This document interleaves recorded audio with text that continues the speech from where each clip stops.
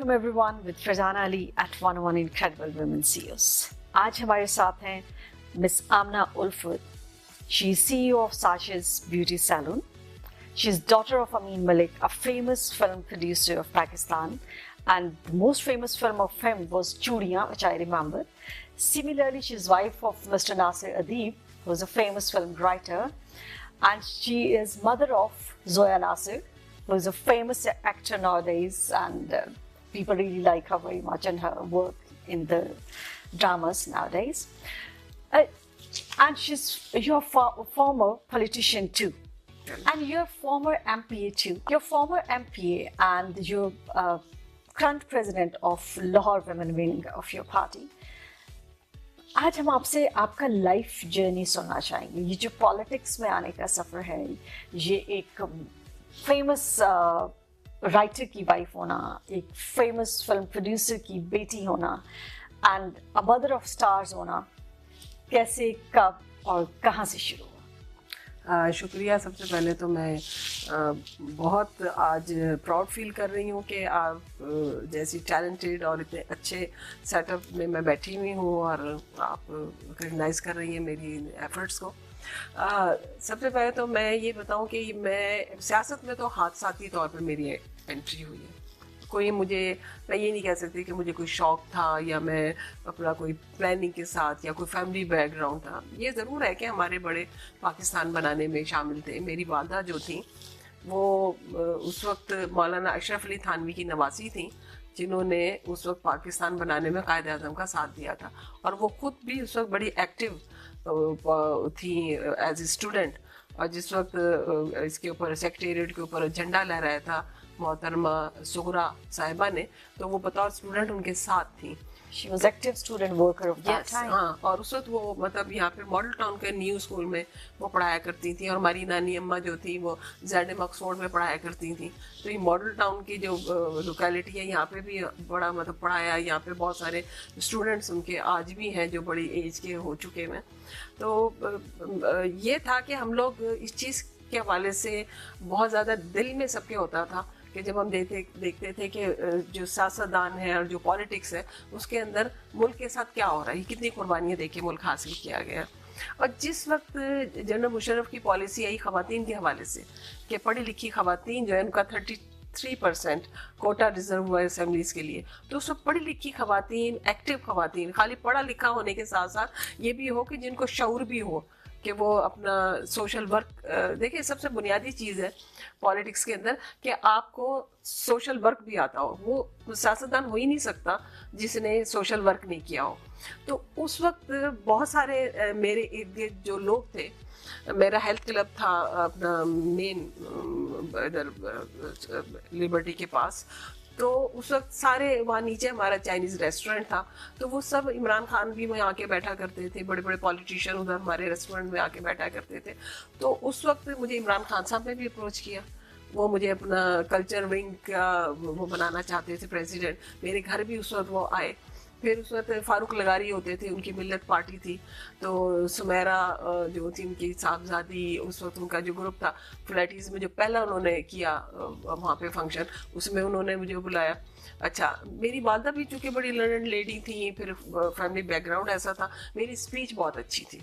अब मैं ये जानना चाहती हूँ कि since you belong to an artist family and artist and politics are two different fields, आपने कैसे स्विच ओवर किया फ्रॉम? वही मैं इसी तरफ ही आ रही थी, आपको थोड़ा थोड़ा बताती.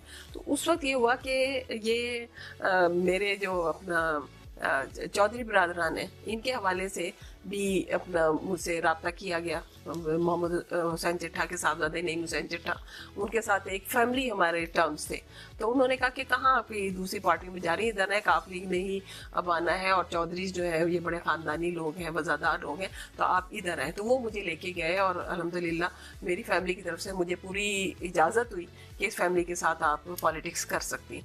अच्छा, उसमें मैं एक अजीबोगरीब कॉम्बिनेशन आपको बताना चाहती हूँ कि मेरी वालदा जो थी वो थानवी फैमिली की एक बड़ी पर्देदार और बड़ा ऐसा घराना, पढ़ा लिखा और बड़ा पर्देदार मजहबी घराना.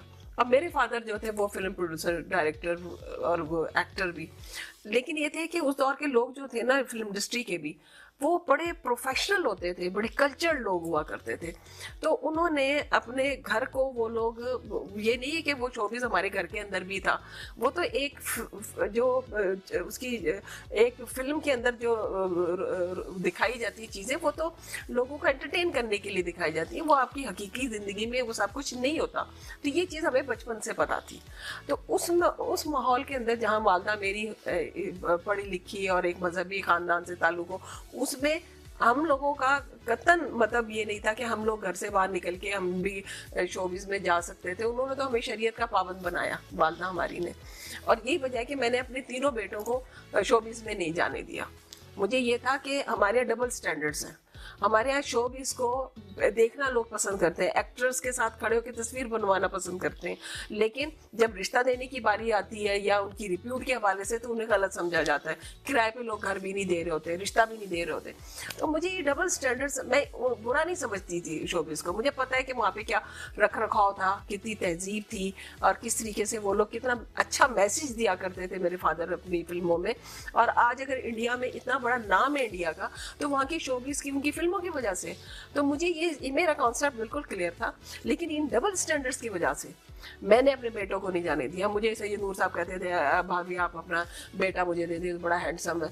मैंने उनको पढ़ा लिखा के कोई चार्टर्ड अकाउंटेंट बन गया, किसी ने MBA कर लिया, कोई अमेरिका में जाके माशाल्लाह वहाँ पे गवर्नमेंट जॉब कर रहा है फाइनेंस सेक्टर में।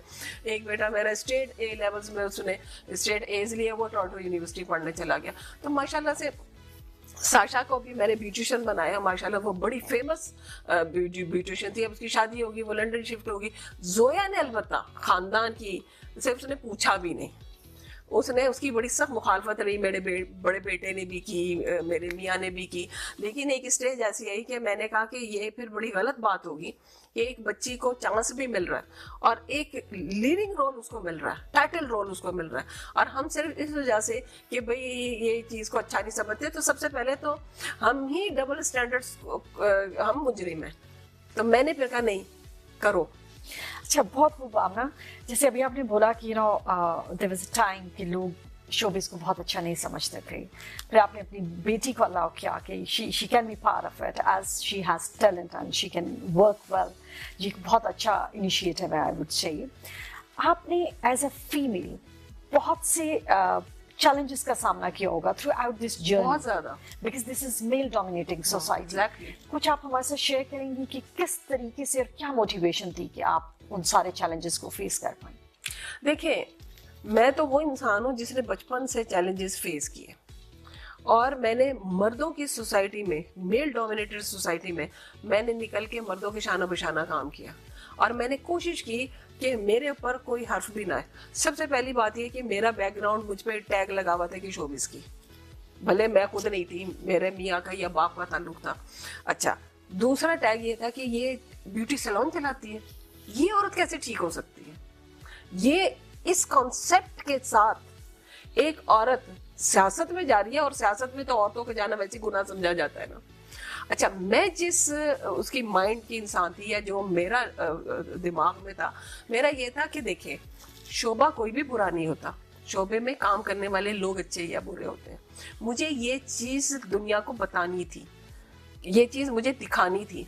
मुझे जिस भी नज़र से जिसने लोगों ने देखा, आज वही लोग हैं, वो मेरी इज्जत करते हैं, वो आमना आपा कहते हैं, वो कहते हैं आमना आपा की तरह का तो इंसान कोई हो ही नहीं सकता। जब ये कमेंट्स मैं उनकी तरफ से अपने मुंह से कहूँगी तो बुरी बात होगी, कोई दूसरा कहेगा, कोई दूसरा बात करेगा, तो वो मेरे लिए फ़ख्र की बात है। और अल्हम्दुलिल्लाह लोगों ने, आज 20 साल से मैं पॉलिटिक्स में, 5 साल मोना सिलाई की मैं बेहद दिल से कदर करती हूँ कि उस इंसान ने, यंग पॉलिटिशियन है, उसने मुझे पहचाना, उसने यहाँ का 152 का इलेक्शन मुझे दे दिया कि आमलापा आप कोऑर्डिनेटर हैं, आपने यहाँ पे अपना कोऑर्डिनेट करना है और पूरी सियासत करनी है। और मुझे पूरी आज़ादी थी, मैं यहाँ पे एक एक घर में गई और इस हल्के में मैंने पॉलिटिक्स की। अनफॉर्चुनेटली जो भी हुआ, हम यहाँ से थोड़े से वोटों से हम हारे, लेकिन मुझे उसने MPA बनाया। उसके बाद मैंने प्रूव किया कि मैंने 5 साल दयानतदारी से मैंने जो पॉलिटिक्स की, सबसे ज़्यादा औरतों में नंबर 1 पे मेरा बिजनेस होता था।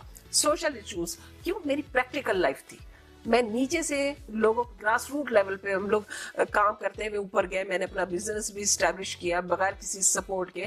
میں نے سوشل ورک کیا, سول سوسائٹی کے ساتھ کام کیا, یعنی نابینا لوگوں کے ساتھ میں نے کام کیا. میں نے جو اسپیشل بچے تھے ان کے ساتھ میں نے کام کیا. ابھی جب میں آپ کا کارڈ دیکھ رہی تھی تو اس میں there are number of organization جن کے آپ ایکٹیو ممبر ہیں اینڈ آپ ایک ایکٹیوسٹ ہیں.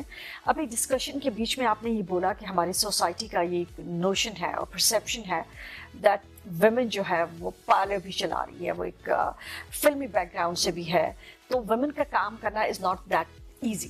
سو یہ جو سوسائٹی کا مائنڈ سیٹ ہے یہ کیسے ایک خاتون کے لیے چینج ہوگا اور کب ہوگا؟